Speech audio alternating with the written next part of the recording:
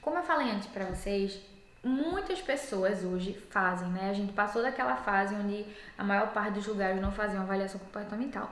Hoje elas fazem, mas eu acredito que a maior parte dos erros relacionados, né, no daycare à avaliação comportamental é pelo fato das pessoas não saberem o porquê delas precisarem fazer esse procedimento, né? As pessoas, eu noto, né, que começam a abrir daycares, hospedagens, e aí eles estão sempre analisando o mercado. Ah, a creche tal faz uma avaliação comportamental.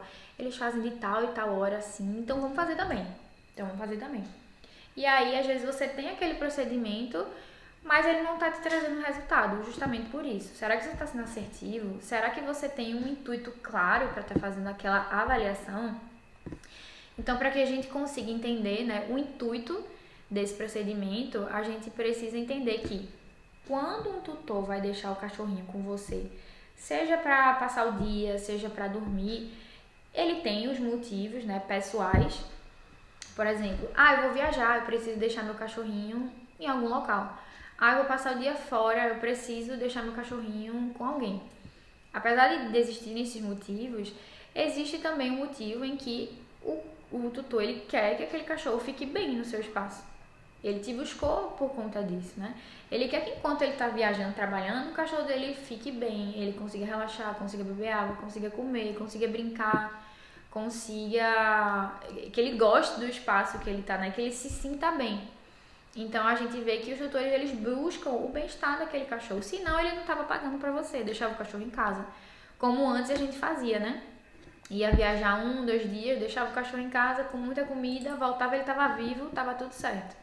Hoje não, eles se preocupam demais com o bem-estar desses cachorros e eles se propõem a pagar para alguém realmente cuidar e trazer esse bem-estar. Então a gente, como uma empresa, né, um serviço de creche e hospedagem, a gente tem que ter um compromisso muito forte em oferecer bem-estar, segurança aos cães que ficam sob a nossa responsabilidade.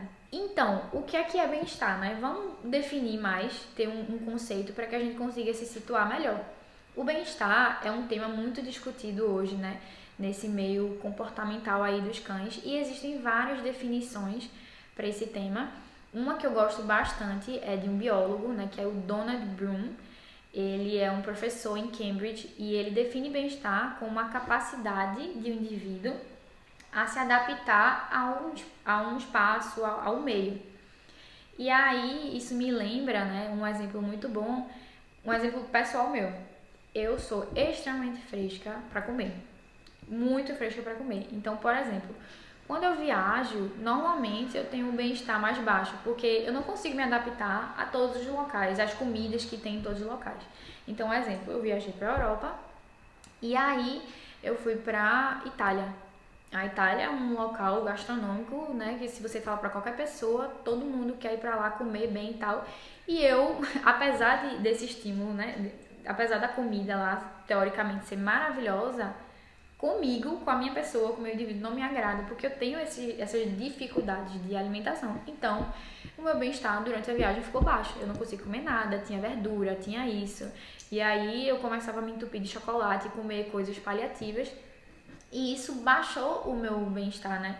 Então, trazendo mais para o âmbito dos cachorros, né? Bloom, ele diz que o que é oferecido por si só não garante o bem-estar. Então, quando o tutor ele procura o seu espaço, ele analisa, lá tem piscina, lá tem picolé, lá tem outros cães, tem pessoas que entendem sobre cachorro, então vai ser um local perfeito para o meu cachorro. E não necessariamente, porque como eu falei, o que é oferecido por si só não garante bem-estar. Então não é porque no seu espaço você vai ter um brinquedo Kong, você vai ter um parquinho, você vai ter grama, que o cachorro automaticamente vai se sentir bem em estar ali. Então a nossa avaliação comportamental, ela tem que ser focada estritamente em analisar os indicadores de bem-estar daquele cão com o meio, ou seja, como é que aquele cachorro ele interage com tudo aquilo que a gente tem para oferecer. E normalmente o que a gente tem para oferecer são contato com cães, né? Então assim, eu sempre falo que é como se fosse uma simulação ali do que aquele cachorro vai enfrentar quando o tutor dele, de fato, deixar ele lá com você para que você ofereça serviço, seja creche ou hospedagem. Então, quando o tutor dele deixa ele lá, ele vai embora. Então você tem que fazer uma simulação. Como é que esse cachorro reage quando o tutor dele vai embora? Ele fica bem? Ele chora? Ele fica à vontade? Ele quer pular a grade pra ir junto com o tutor? Ele fica agoniado, estressado? Então a gente tem que analisar isso também. A gente tem, por exemplo, quando o tutor deixar também, ele vai ficar com pessoas que até então ele ainda não conhece. Você, seus monitores, a pessoa da limpeza, alguém que está aí na sua casa. Então você vai ter que analisar como é que ele reage, avaliar o bem-estar dele diante desses estímulos, né? E aí, quando a gente tem a perspectiva na avaliação comportamental da avaliação do bem-estar desses cães, a gente para de focar nos problemas que os cachorros têm. A gente para de ter uma avaliação comportamental que traz muita culpa para aquele cachorro e passa a tratar com a nossa capacidade de oferecer bem-estar para aquele cachorro, incluindo, né, as nossas limitações, a nossa forma de trabalho. Então, não é porque você tem um hotel e creche para cachorro que você pode receber qualquer cachorro. Não é porque você tem um espaço grande, uma piscina, nem todo cachorro vai dar certo no seu espaço. E não necessariamente porque ele é um cachorro agressivo. Existem vários aspectos que a gente tem que analisar. Então, isso depende de uma série de fatores. Por exemplo, a sua operação, o seu ambiente, a sua equipe. Eu vou dar um exemplo para vocês de operação. A gente teve uma época que estava recebendo alguns cães com perfis um pouco mais tímidos, cãezinhos mais medrosos, mas que a gente tinha uma metodologia de lidar com esses cães, onde a gente fazia uma adaptação bem gradativa. Os cães eles começavam a vir, passava 1 hora, passava 30 minutos, enfim, passava 2 horas, e a gente analisando esse desenvolvimento desse cachorro até ele conseguir passar, né, um período completo aí com a gente, pra gente dizer que ele estava realmente adaptado. Chegou um momento no nosso daycare em que a gente estava com um número tão grande de cães, ou seja, a quantidade de vagas da gente já estava pequena, e aí não fazia nem sentido pra gente tentar adaptar esse tipo de cachorro no nosso daycare, porque eu ia ter que tirar um funcionário lá, um monitor, dentro daquele grupo, né, que já estava bem requisitado, porque a gente tinha uma quantidade maior de cães, para se dedicar especificamente àquele cachorrinho que tá ali com aquele perfil tímido e tal. Então, nesse momento onde a gente se deparou com uma operação mais cheia, onde a gente não estava com tanta disponibilidade, esse tipo de cachorro passou a ser reprovado, porque a gente tinha incapacidade de adaptar aquele cão no nosso espaço. E essa incapacidade estava relacionada à operação. Vou aqui também dar para vocês outro exemplo. Antes de a gente estar nesse espaço atual, que ele tem 1.000 metros quadrados, é um espaço grande, é um espaço arborizado, a gente hospedava os doguinhos em uma casa de 80 metros quadrados. Era muito pequeno. Era muito pequeno. E aí a gente foi fazer uma avaliação comportamental de uma Golden Retriever, que ela era uma cachorra maravilhosa. Maravilhosa. Ela não tinha nenhum problema comportamental, ela não latia excessivamente, ela não fazia nada. Ela não era agressiva, se dava bem com cães, se dava bem com pessoas, mas ela está reprovada. Por quê?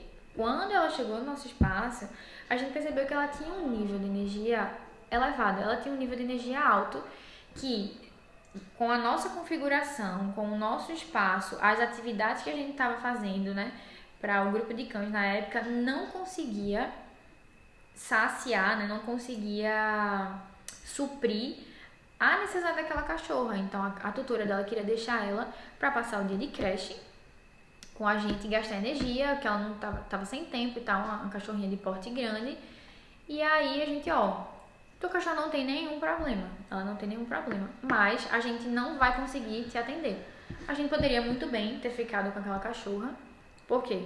Porque ela não ia morder ninguém, porque ela não ia ficar latindo na cara de ninguém, ela não ia atrapalhar ninguém, mas a gente não ia conseguir oferecer o que ela quer. Então a cachorra ia começar a chegar em casa cheia de energia e o nosso serviço não ia ter qualidade, na verdade não ia ter função, né? Porque se for para deixar a cachorra deitada, fazendo com outros cães lá, enfim, ela ficava em casa, né? Então, por mais que a gente tivesse enriquecimento ambiental, como eu falei, não era suficiente. Então a gente indicou para um local muito mais prudente, um espaço que de fato conseguia resolver esse problema dela, né? Então a gente tem que ter esse foco na resolução do problema. O nosso serviço ele existe para solucionar um problema e não só para fazer com que a gente ganhe dinheiro. A gente vai ganhar dinheiro como consequência de solucionar o problema que vários tutores têm com seus cães.